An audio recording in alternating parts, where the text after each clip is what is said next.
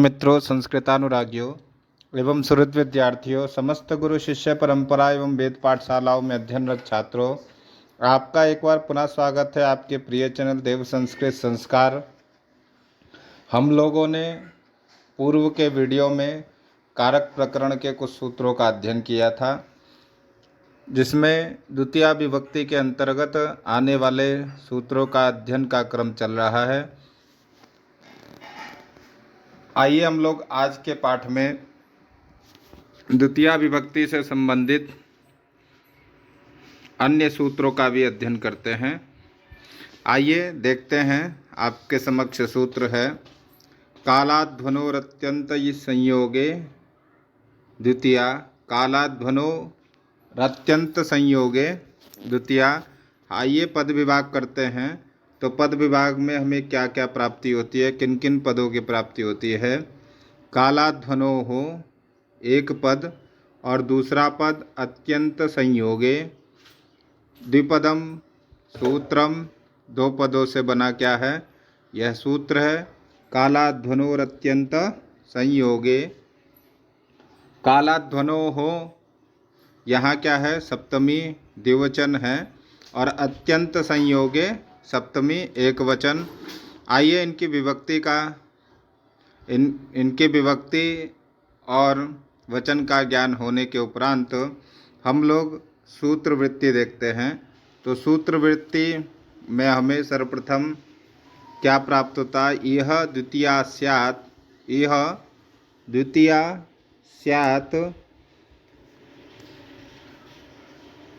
यहाँ द्वितीया होती है। अब देखिए, अत्यंत का जहाँ संयोग हो, अत्यंत का जहाँ संयोग हो, कालवाची और मार्गवाची शब्दों में क्या होती है, द्वितीया विभक्ति होती है।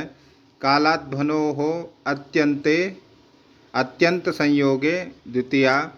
यह द्वितीया स्यात् कालवाची एवं मार्गवाची। अध्वन अर्थात मार्ग, कालवाची एवं मार्गवाची शब्दों में द्वितीया विभक्ति होती है।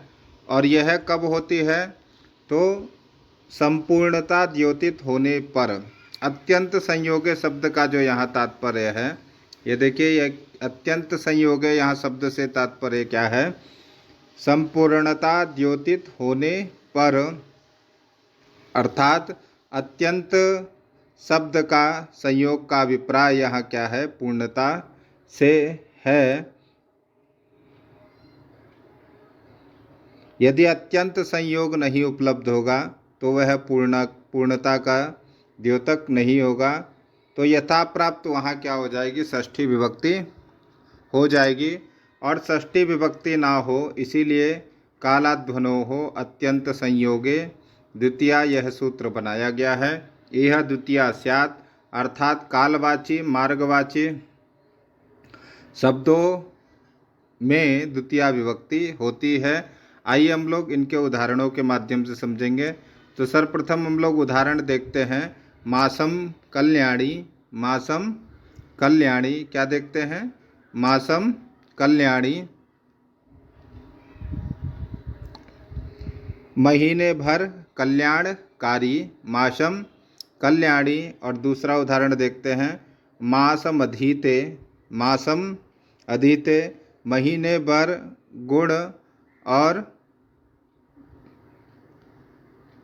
मासम अधीते महीने भर पढ़ता है। मासम गुड़धानाः महीने भर गुड़ एवं चावल खाता है।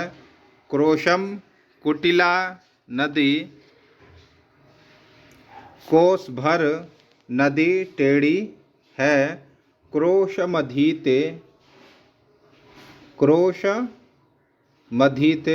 कोश भर चलता है। कोश भर क्रोशम गिरिः, क्रोश भर पर्वत है। अत्यंत संयोगे किम, यहाँ देखिए अत्यंत संयोगता कैसे दर्शाई गई है।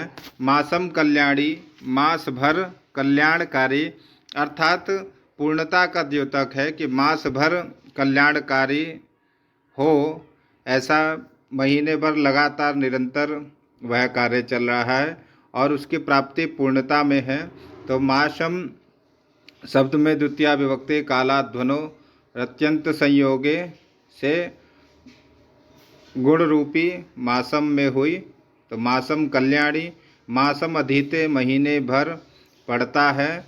तो मासम शब्द में द्वितीया विभक्ति कालाध्वनो अत्यंत संयोगे से हुई। कालवाची माशम गुड़धानाः, मास भर गुड़ और चावल खाता है।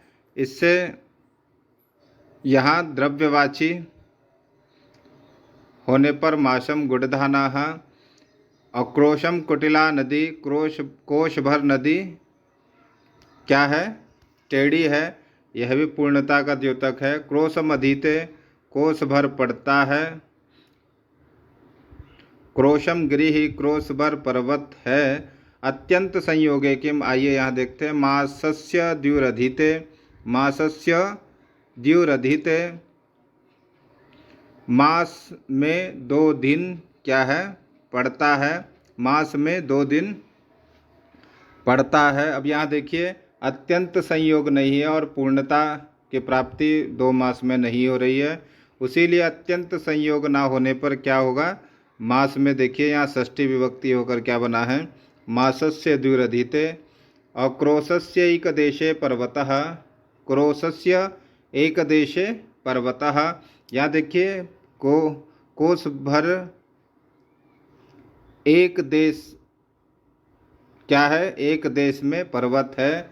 कोस भर में एक देश में पर्वत है, अर्थात पूर्णता का द्योतक नहीं है। जहाँ से हम लोग देख रहे हैं वहाँ से कोश भर लगातार पर्वत नहीं है, जैसे क्रोशम गिरि ही बना था। एक देश में है अर्थात एक स्थान पर है कोश भर में।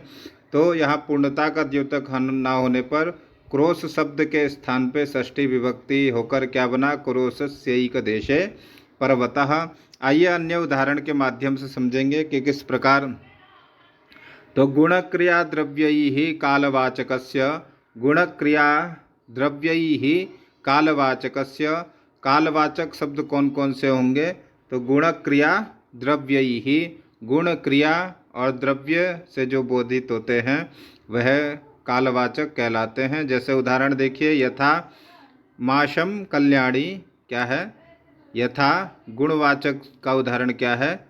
मासम कल्याणी, मास भर कल्याणकारी, अर्थात कल्याण का कल्याण होना क्या है? गुण का स्वरूप है। और मास भर तो अर्थात पूर्णता का द्योतक अत्यंत संयोग होने पर क्या हुआ? मासम शब्द में गुण रूपी जो काल का वाचक शब्द है उसमें द्वितीया विभक्ति होकर बना माशम कल्याणी। एक मासम यावत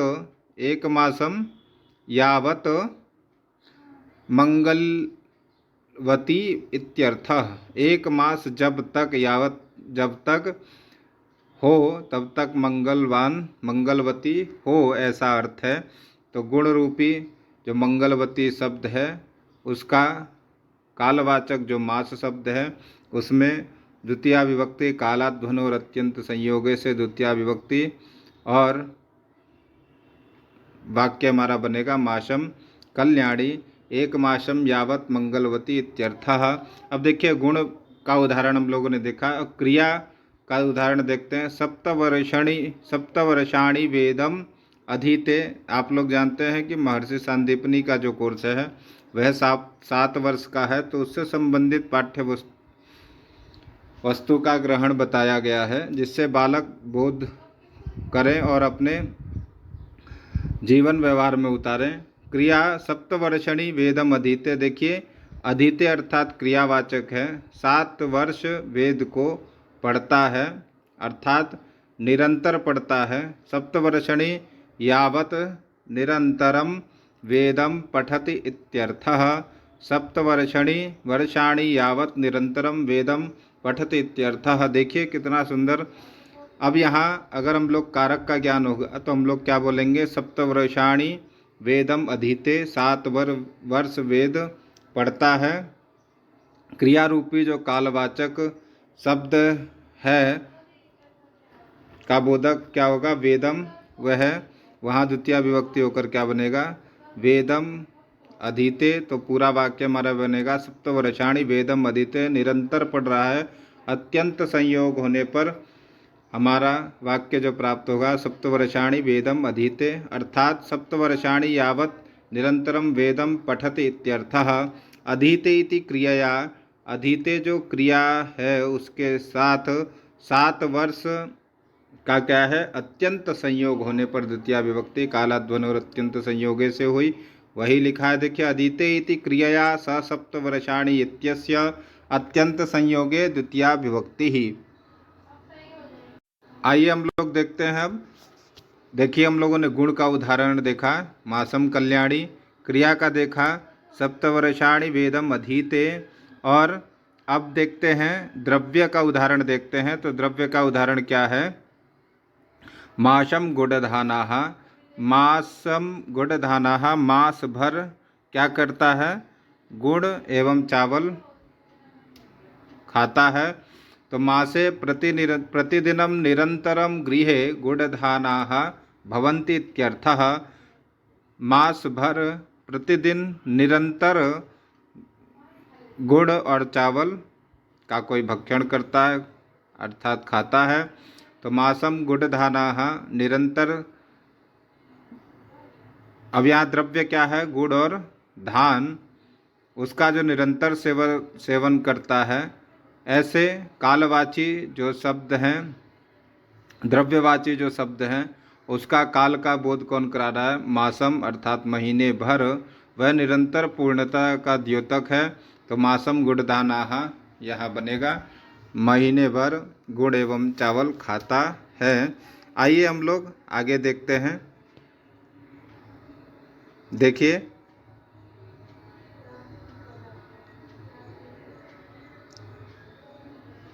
अब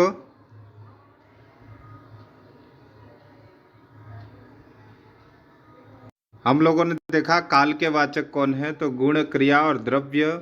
यहाँ गुण, क्रिया, द्रव्य ही अध्ववाचक अर्थात मार्गवाचक। गुण, क्रिया और द्रव्य के उदाहरणों को देखेंगे। तो हम लोग आइए देखते हैं गुण, क्रिया, द्रव्य से युक्त मार्गवाचक जो शब्द हैं उनके उदाहरणों को देखते हैं। तो गुणः सर्वप्रथम किसका देखते हैं, गुणः। तो गुण का उदाहरण क्या है, क्रोशम कुटिला गंगा, क्रोश भर गंगा क्या है, टेढ़ी है। तो एकम क्रोशम पर्यंतम, एक क्रोश के बाद निरंतर गंगा वक्र रेखायाम प्रवहति इत्यर्थः। अब देखिए, कुटिला जो क्या है, नदी विशेष की विशेषता है, और उससे क्या है, क्रोशम गुणवाचक जो शब्द है, उस अध्ववाचक जो शब्द है मार्गवाचक क्या है, क्रोशम, और गुण क्या है, कुटिला अर्थात वक्र मतलब टेढ़ा होना। गंगा का टेढ़ा होना, कोस भर वह क्या है, गुण से युक्त होने पर। अध्ववाचक जो क्रोश शब्द है उसमें कालाध्वन और अत्यंत संयोगे से द्वितीय विभक्ति होकर क्या बना, क्रोशम कुटिला गंगा। जैसे देखिए अर्थ में से बताया गया है, एकम क्रोशम पर्यंतम निरंतरम गंगा वक्र रेखायाम प्रवहति इत्यर्थः। यह क्या है कि कोस भर गंगा कुटिल मतलब टेढ़ी है, और पूर्णता क्या है, कोश भर गंगा का टेढ़ा होना। ऐसे अध्ववाचक क्रोश शब्द के स्थान पर द्वितीय विभक्ति होकर क्या बना है, क्रोशम कुटिला गंगा। आइए क्रियावाचक अध्व शब्द को देखते हैं। तो क्रोशम अधीते, कोश भर पढ़ता है। तो पढ़ता अर्थात क्रिया, पढ़ना अर्थात क्रिया, अर्थ का निरंतर यहाँ कोश भर जारी रखना क्या है, अध्ववाचक जो शब्द कोश भर है उसके स्थान पर द्वितीय विभक्ति होकर कालाध्वन और अत्यंत संयोग से क्या बना, क्रोशम अधीते। यदि हम लोग अर्थ करेंगे तो क्या होगा, क्रोशम पठति निरंतरम पर्यंतम निरंतरम पठति इत्यर्थः। कोश भर निरंतर क्या है, पढ़ता है। अब आइए द्रव्यवाची देखते हैं। क्रोशम वनम, क्रोशम वनम, कोश वर क्या है? वन है। तो द्रव्यवाची जो वन है वह कोश भर अध्ववाचक जो शब्द है, मार्गवाचक जो शब्द है वह कोश भर, उसके कोश के स्थान पे अध्ववाचक शब्द होने से अत्यंत संयोग वन के साथ होने पर क्या बनेगा? क्रोशम वनम, कालात् भनोर अत्यंत संयोगे से द्वितीय विभक्ति होकर बना क्रोशम वनम। क्रोशम यावत निरंतरम वनम विस्तृतम इत्यर्थः। कोश भर जब तक निरंतर वन का विस्तार है, ऐसा अर्थ इसका होगा। पृथक विना नानाभिस्तृतीयान्यतरस्याम। आइए हम लोग इस सूत्र को देखते हैं। इस सूत्र में आप लोग देखेंगे कि यह सूत्र पृथक, विना, नाना आदि शब्द जो हैं उनके योग में द्वितीया, तृतीया और पंचमी विभक्ति करता है। तो आइए हम लोग इस सूत्र का पद विभाग करते हैं। पद विभाग करने पर हमें कितने पदों की प्राप्ति होती है? तो त्रिपदम सूत्रमिदम, कितने पदों की प्राप्ति होती है? त्रिपदम सूत्रमिदम, 3 पदों की प्राप्ति होती है। प्रथम पद क्या है? पृथक विना नानाभिः, और द्वितीय पद तृतीया, और तीसरा पद क्या है? अन्यतरस्याम। इस प्रकार हमें 3 पदों से बना सूत्र जो है पृथक विना नानाभिस्तृतीयान्यतरस्याम। पृथक बिना नानाभिः में कौन सी विभक्ति है? तो तृतीया विभक्ति, बहुवचन का शब्द है। तृतीया जो शब्द है प्रथमा एकवचन, और अन्यतरस्याम जो शब्द है वह सप्तमी एकवचन का है। इस प्रकार त्रिपदम सूत्रमिदम पृथक बिना नानाभिस्तृतीयान्यतरस्याम। आइए इसकी वृत्ति पर चलते हैं। तो वृत्ति सर्वप्रथम देखते हैं। एभिर योगे, एभिर योगे अर्थात जो भी शब्द सूत्र में गिनाए गए हैं उनके योग में तृतीया विभक्ति होती है। तृतीया विभक्ति होती है। तो कौन कौन से शब्द गिनाए गए हैं? देखिए, सर्वप्रथम पृथक, फिर बिना और फिर नाना, 3 शब्द गिनाए गए हैं। इन तीनों के योग में कौन सी विभक्ति होती है? तृतीया विभक्ति होती है। और कौन कौन सी विभक्ति होती है? च अर्थात, यहाँ देखिए च है, च अर्थात पंचमी द्वितीया अपि। पृथक, बिना और नाना शब्द के योग में द्वितीया, तृतीया और पंचमी विभक्ति होती है। इस प्रकार हम लोगों ने देखा कि पृथक, बिना, नाना शब्दों के योग में द्वितीया, तृतीया और पंचमी विभक्ति होती है। अन्यतरस्याम ग्रहणम समुच्चयार्थम, अन्यतरस्याम का जो ग्रहण किया गया है वो सभी शब्दों के साथ किया गया है कि द्वितीया विभक्ति तृतीया विभक्ति होने के साथ साथ पृथक, बिना, नाना शब्दों के योग में पंचमी और द्वितीया विभक्ति का भी अनुवर्तन हो, इसीलिए अन्यतरस्याम ग्रहणम समुच्चयार्थम बताया गया है। आइए देखते हैं उदाहरण के माध्यम से। पृथक रामेण, राम से पृथक, रामात, राम से पृथक, और रामम, राम को पृथक। इस प्रकार पृथक देखिए, रामेण तृतीया विभक्ति एक वचन, रामात पंचमी विभक्ति एक वचन, और रामम द्वितीया विभक्ति एक वचन। इसी प्रकार एवं बिना और नाना, बिना और नाना शब्द भी का भी उदाहरण हम लोग आइए देखते हैं। देखिए, पृथक गुरु वेद ज्ञानार्थम नास्ति। पृथक अर्थात बिना अर्थ में, गुरु के बिना वेद का ज्ञान नहीं है। गुरु के बिना वेद का ज्ञान नहीं है। देखिए, गुरुम विहाय वेदार्थ ज्ञानम न संभवति इत्यर्थः। गुरु के बिना वेद के अर्थ का ज्ञान संभव नहीं है। इसी प्रकार नाना हरि, नाना हरि, हरि के बिना, हरिणा, हरि के बिना, हरि से बिना, हरि ही, हरि के बिना अलग अर्थ में, वाना मुक्ति ही, नाना हरिम, न मुक्ति ही, हरि के बिना मुक्ति नहीं है। हरिणा, हरि से मुक्ति नहीं है। और हरे है, हरि के बिना मुक्ति नहीं है।